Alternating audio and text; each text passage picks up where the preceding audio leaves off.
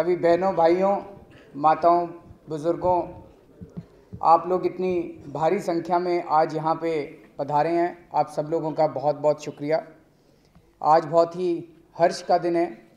आम आदमी पार्टी का आरडब्ल्यूए विंग का आज लॉन्च भी है, गठन हो रहा है। जैसा मनीष ने कहा, मैं दोबारा इसको रिपीट कर देता हूँ। जितनी भी आरडब्ल्यूएज आई हैं, हम चाहते हैं कि कोई भी आरडब्ल्यूए किसी पार्टी के साथ एसोसिएट ना हो। हम चाहते हैं आप लोग इंडिपेंडेंट रहें।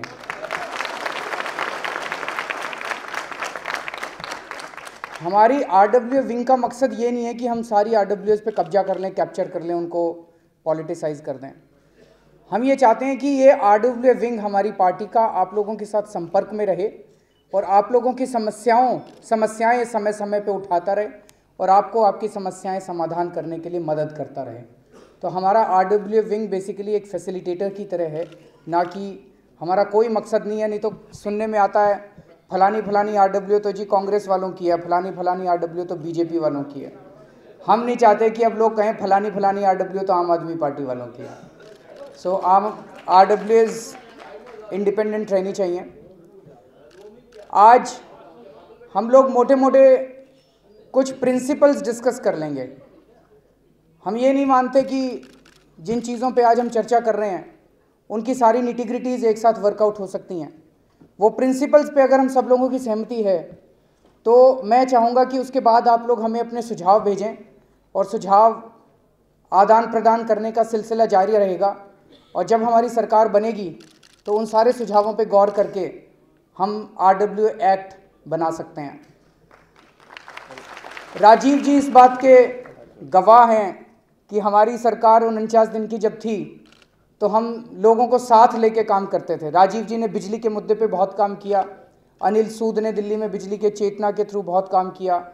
तो जब दिल्ली में हमारी सरकार बनी थी और इन बिजली कंपनियों ने हम लोगों को धमकी दी थी कि हम बिजली की पेमेंट नहीं करेंगे और अगर आप इंसिस्ट करोगे तो हम दिल्ली की बिजली काट देंगे, तो मैंने जितने दिल्ली के अंदर एनजीओज थे, आरडब्ल्यूएस थे, राजीव जी थे, अनिल सूद थे, पुराने अपने डीआरसी के चेयरमैन बरजिंदर सिंह जी थे, उनको चंडीगढ़ से बुलाया, राजीव जी को बुलाया, अनिल सूद जी को बुलाया, इन सब के साथ बैठ के चर्चा की थी। और इन सब लोगों को पावर सेक्रेटरी के साथ, जितने हमारे टॉप ऑफिसर्स थे उनके सबके साथ 2-3 घंटे तक आप लोगों की राजीव जी चर्चा हुई थी। तो इस बात का मैं आपको आश्वासन दे सकता हूँ, मैं भी आप लोगों में से एक ही हूँ। आप लोगों ने बिजली का आंदोलन किया था, मैं भी आप ही के साथ था। हम लोगों ने मिलकर दिल्ली के अंदर खूब आंदोलन किए हैं। तो मैं समझता हूँ कि दिल्ली की क्या समस्या है।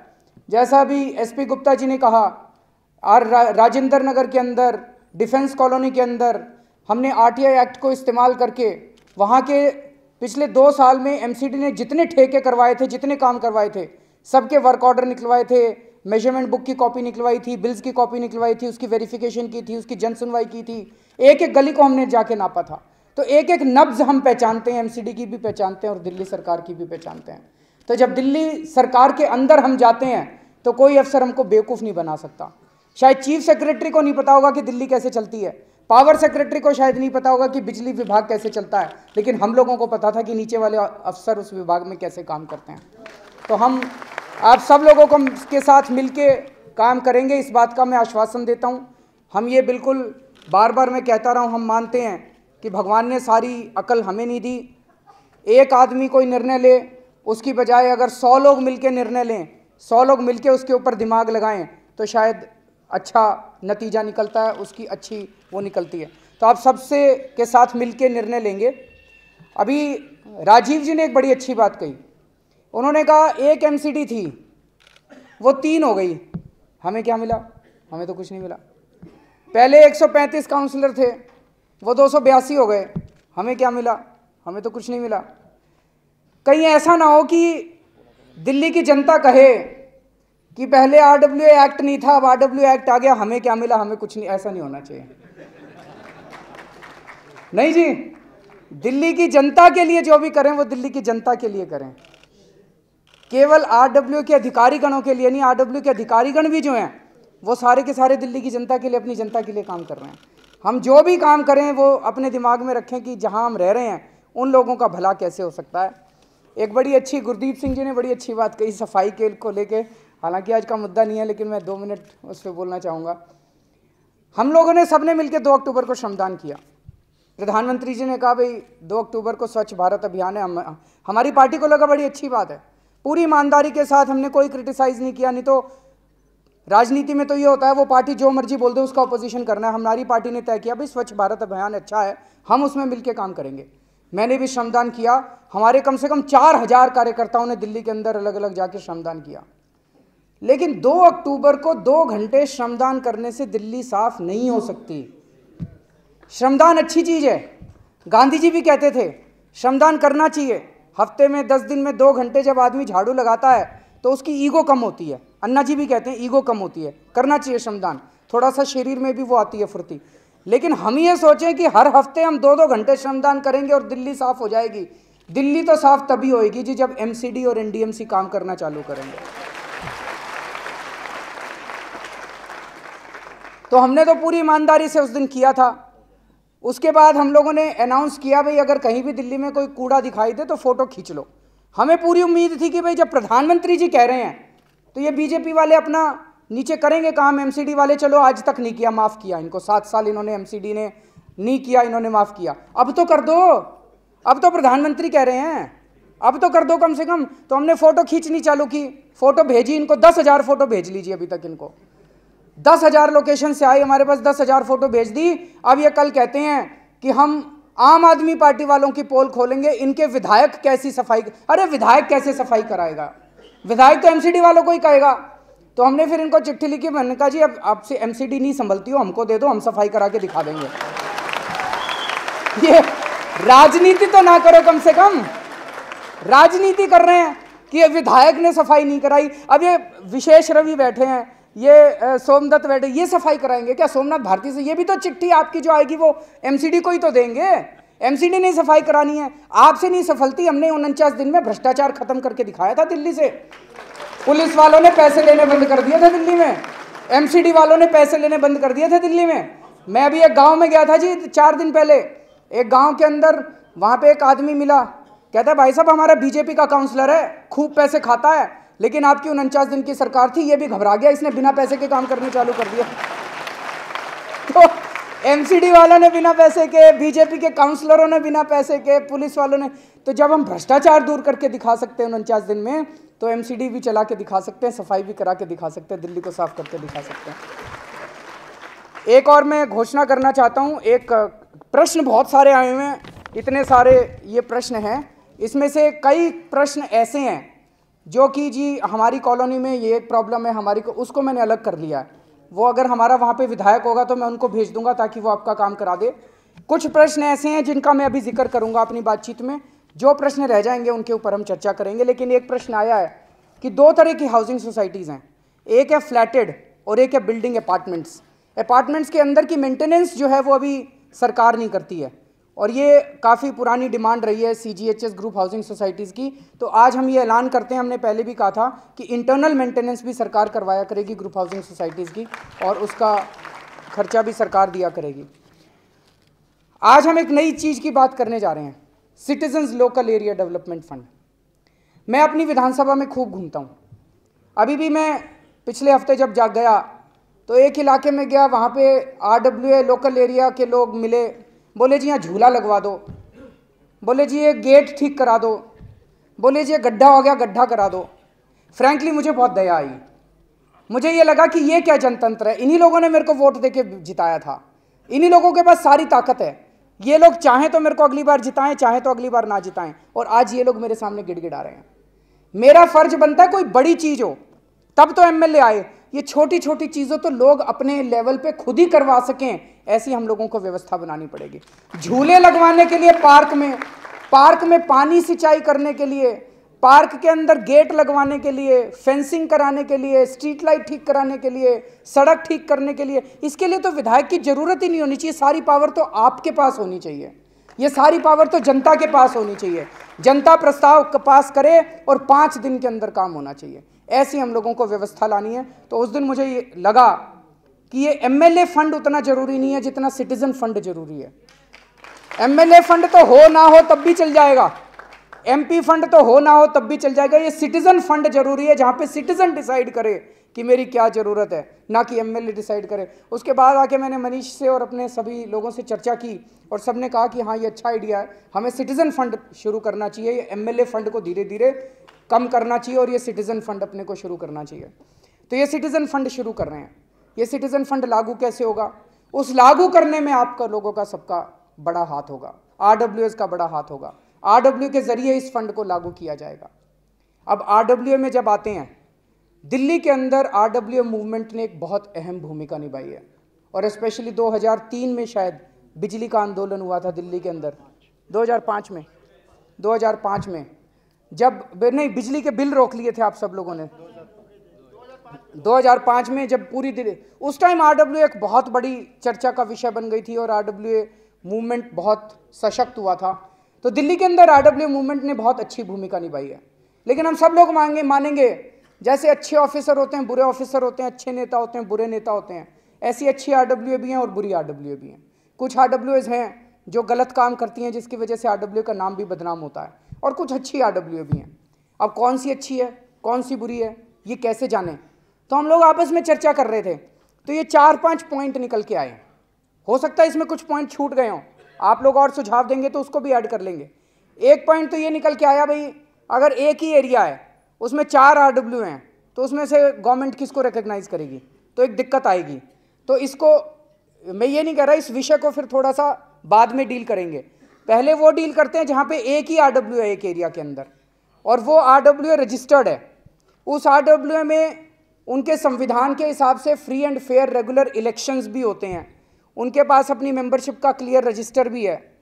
उस आरडब्ल्यू के अंदर अभी तो ये नहीं होता, लेकिन हम ये चाहेंगे कि आरडब्ल्यू एक्ट बने तो उसमें हो कि महीने में कम से कम एक बार जीबीएम होनी चाहिए, निर्णय सारे जनता ले और आरडब्ल्यू उन निर्णयों को इम्प्लीमेंट करे।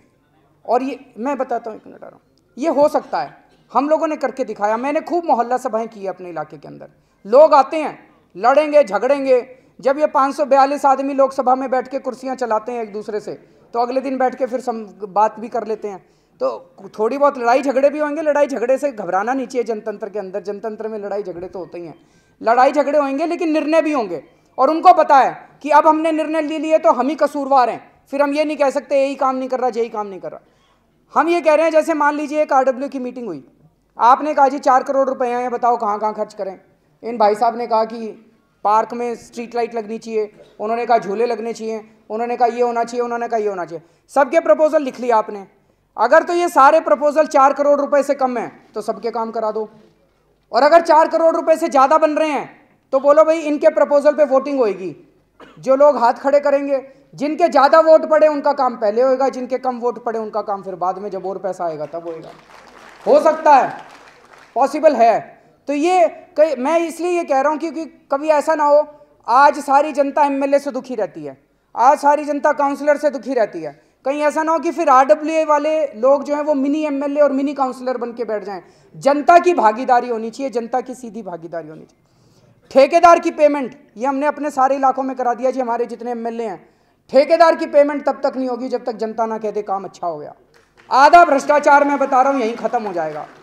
जैसे जब मैं मुख्यमंत्री बना, आपको याद होगा, मैं शपथ ली थी, उसी टाइम ऐलान करा था कि अगर दिल्ली में कोई पैसे मांगे, रिश्वत मांगे तो मना मत करना, सेटिंग कर लेना और उससे अपना फ़ोन निकालना अपनी जेब से, और जैसे ही वो पैसे मांग रहा है उसकी रिकॉर्डिंग कर लेना, ऑडियो रिकॉर्डिंग, मेरे को लाके पैसे दे देना, मेरे को लाके रिकॉर्डिंग दे देना।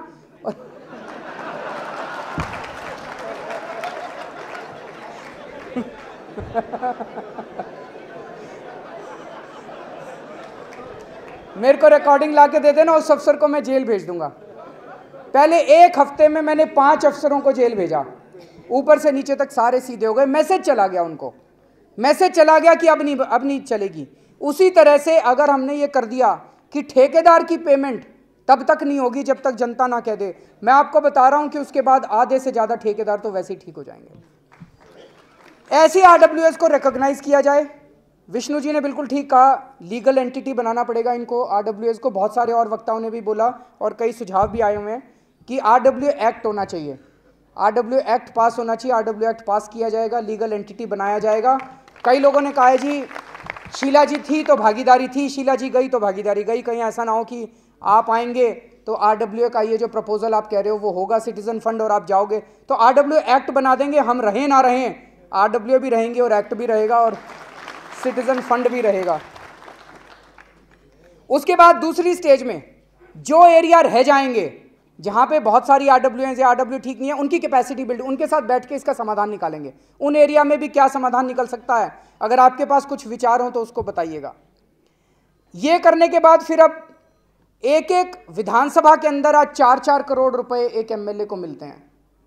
4-4 करोड़ रुपए कम से कम उस विधानसभा में सिटीजन फंड के लिए भी दिए जाएंगे और वो उस एरिया में जितनी भी आरडब्ल्यूएज हैं उसके बीच में फिर कैसे बांटे जाएंगे, इसका कोई क्राइटेरिया बना लेते हैं, या तो नंबर ऑफ हाउस होल्ड के हिसाब से, उनके सोशल इकोनॉमिक स्टेटस के हिसाब से, कितनी सर्विसेज, कौन सा एरिया ऐसा है जहाँ बिल्कुल ही कुछ नहीं है, कौन सा एरिया ऐसा है जो ठीक ठाक है। कई सारे क्राइटेरिया बनाए जा सकते हैं, उसके हिसाब से उनके अंदर फंड्स डिस्ट्रीब्यूट कर दिए जाएंगे, फंड्स ट्रांसफ़र कर दिए जाएंगे। जीबीएम डिसाइड करेगी कि क्या काम कराने हैं। सरकार की इसमें कोई हस्तक्षेप नहीं होगा कि आप क्या काम करा सकते हो, आप कुछ भी कराओ, आपकी मर्जी है। सरकार केवल मोटी मोटी गाइडलाइंस इशू करेगी, केवल उन गाइडलाइंस के अंदर आप जो मर्जी काम कराइए, आपकी मर्जी है। गवर्नमेंट कुछ भी इंटरफेयर नहीं करेगी। गवर्नमेंट के मोटे मोटे 3 काम होंगे। एक काम ये इंश्योर करना होगा कि निर्णय जीबीएम में लिए जा रहे हैं कि नहीं लिए जा रहे हैं। दूसरा ये इंश्योर करना होगा कि जो सरकार की मोटी मोटी गाइडलाइंस है वो फॉलो हो रही हैं क्या। और तीसरा ये इंश्योर करना होगा कि आपके अकाउंट्स ट्रांसपेरेंट हैं क्या, एनुअली ऑडिटेड हैं क्या, और एनुअल बेसिस पे सोशल ऑडिट किया जाए जबकि जनता के सामने अकाउंट्स रखे जाएं और जनता सीधे सवाल जवाब कर सके। इस स्कीम के कई बेनिफिट्स हैं जी। सबसे बड़ा बेनिफिट है कि इस स्कीम के आने के बाद आपको एमएलए के चक्कर काटने बंद हो जाएंगे, आपको एमएलए के पास जाने की जरूरत नहीं पड़ेगी। आपको एमपी के, आज एक आम आदमी एमपी के सामने गिड़गिड़ाता है, एमएलए के सामने गिड़गिड़ाता है, काउंसलर के सामने गिड़गिड़ाता है, किस चीज़ के लिए? झूला लगा दो जी, सड़क ठीक करा दो जी, पाइपलाइन ठीक करा दो जी, ये करा। अब ये सारे काम आप करा सकते हो जी, आपको किसी के पास जाने की जरूरत नहीं है। मैं आ रहा हूँ जी, उस पर आ रहा हूँ। दूसरी चीज़ कि ये जो काम है, आज आप अगर एमएलए भी कराना चाहे, पहले एस्टीमेट बनता है, फिर यूडी में जाता है, फिर यूडी से पैसा सैंक्शन होता है, फिर डिपार्टमेंट जाता है, कम से कम 5 से 6 महीने का साइकिल है। अगर आपके हाथ में होगा तो ये काम की स्पीड जो है वो बहुत तेज़ हो जाएगी। और तीसरी चीज़, अभी मैं अपने एमएलए डेवलपमेंट फंड का काम करा रहा था, एक चीज़ ऐसी थी जो बाज़ार में 5,000 रुपये की मिल रही थी। जब हमने एनडीएमसी को कहा तो एनडीएमसी वालों ने 25,000 का उसका पर आइटम एस्टीमेट बना के दिया। फिर जब हमने मार्केट से उनको कोटेशन ला के दी तो उन्होंने कम किया। आप अगर काम कराओगे और जनता उस पर नज़र रखेगी तो मैं आपको बता रहा हूँ कि जो 100 रुपये का काम है, जो आज 100 रुपये एमसीडी लगाती है, वो आप 10 रुपये के अंदर वो काम करा लोगे। उतने ही पैसे 4 करोड़ रुपए में आप 10 गुना काम आप लोग करा सकते हो। आपकी बात ठीक है जी कि ऑफिसर नहीं सुनते, उसी कानून के अंदर लिखेंगे कि जो ऑफिसर आपकी नहीं सुनेगा उस ऑफिसर को सस्पेंड करने की ताकत आपको दी जाएगी सर। क्योंकि अगर ये नहीं होगा तो फिर ये सारी स्कीम धरी रह जाएगी। आप चिट्ठी लिखते रहो और वो जेई आपकी सुनेगा ही नहीं, तो वो उसको आपके कंट्रोल में। दूसरी चीज़ मेरा ये भी कहना है, ये शुरुआत है सर। जो अभी मैंने कहा ये बहुत छोटी चीज़ कही है अभी मैंने। हमारा सपना बहुत बड़ा है आरडब्ल्यूएस को और जनता को सीधे पावर देने का। जो जो आरडब्ल्यूए काम अच्छा करती जाएंगी, जो जो आरडब्ल्यूएस अपने अकाउंट्स ठीक रखती जाएंगी, गाइडलाइंस फॉलो करेंगी और जनता की मर्जी से काम करेंगी, धीरे धीरे उनके हाथ में फंड्स, फंक्शंस एंड फंक्शनरीज, काम करने वाले लोग, ऑफिसर्स, वो भी आपके कंट्रोल में धीरे धीरे ट्रांसफ़र कर दिए जाएंगे दिल्ली सरकार से। लेकिन ये धीरे धीरे होगा, एकदम से नहीं होगा, और एक एक आरडब्ल्यूए की हिस्ट्री देख के होगा। अल्टीमेटली हमें ऐसा, आज टेक्नोलॉजी हमें बहुत सारे समाधान देती है सर। मेरे को लगता है 4 चीज़ें ऐसी है, पानी, बिजली, सीवर और गार्बेज मेंटेनेंस। ये 4 चीज़ें ऐसी हैं जिसमें आप टेक्नोलॉजिकली सेल्फ डिपेंडेंट हो सकते हो। आप ऐसे हो सकते हो कि धीरे धीरे आपको सरकारी सिस्टम की ज़रूरत ही ना पड़े। जैसे सीवर के लिए अभी हमने एनडीएमसी के अंदर, मैंने अपने विधायक फंड से 3 टॉयलेट वहाँ पे वो किए हैं। ये टॉयलेट ऐसे हैं जिसमें जो फीकल मैटर है वो नीचे सिंक में आता है, उसमें बैक्टीरिया होता है, और वो बैक्टीरिया उसको खा जाता है, और उसका जो आउटपुट है वो क्लीन वाटर होता है। वो क्लीन वाटर आप वापस उसको रिसाइकिल कर सकते हो टॉयलेट के अंदर ही। अगर ऐसे टॉयलेट्स बन जाते हैं तो आपको, अब ये एक एक्सपेरिमेंट के तौर पे तिमारपुर में 110 घरों की रेजिडेंस सोसाइटी है, वहाँ पे इसको इम्प्लीमेंट किया जा रहा है, और इससे थोड़ी बहुत बिजली भी बनेगी वहीं पे लोकल लेवल पे। अगर ये हो जाता है तो आपको अपना पूरा सीवर जो है सरकारी सीवर सिस्टम के अंदर डालने की जरूरत नहीं है, आप अपना इंडिपेंडेंट सीवर सिस्टम बना सकते हो, उसको मेंटेन कर सकते हो। तो इस तरह के कई सारे बिजली है। जर्मनी के अंदर 40% बिजली जर्मनी की वो सोलर सिस्टम से होती है, जबकि जर्मनी तो इतना ठंडा देश है, हमारे देश में तो इतनी धूप होती है। अगर हम सोलर एनर्जी को प्रमोट करें तो हर हाउसिंग सोसाइटी बिजली के मामले में इंडिपेंडेंट हो सकती है, अपनी बिजली खुद प्रोड्यूस कर सकती है। आपको ये डीआरसी के और ये बीएससीएस के और इनके चक्कर काटने की जरूरत नहीं है। इसके लिए सरकार, हम कई सारी टेक्नोलॉजीज पे विचार करेंगे। मैं ये नहीं कह रहा कि यही एक टेक्नोलॉजी है, कई और टेक्नोलॉजीज हैं। इन सारी टेक्नोलॉजीज के ऊपर विचार करेंगे। जो भी सबसे बेहतर टेक्नोलॉजी पाई जाएगी और जो सबको मंजूर होगी, उस टेक्नोलॉजी को सरकार प्रमोट करेगी। और आपको उसके लिए जो फंड्स की ज़रूरत है, जो कैपेसिटी बिल्डिंग की ज़रूरत है, जो ट्रेनिंग की ज़रूरत है, वो दी जाएगी। और जो आरडब्ल्यूए इस मामले में सेल्फ डिपेंडेंट होती जाएगी, उनका हाउस टैक्स और उनके दूसरे टैक्स जो है उसमें भारी कटौती कर दी जाएगी। आज बहुत बहुत शुक्रिया, आप सब लोग इतनी भारी संख्या में आए हैं, और फिर हम लोग दूसरी मीटिंग जल्दी करेंगे। बहुत बहुत शुक्रिया।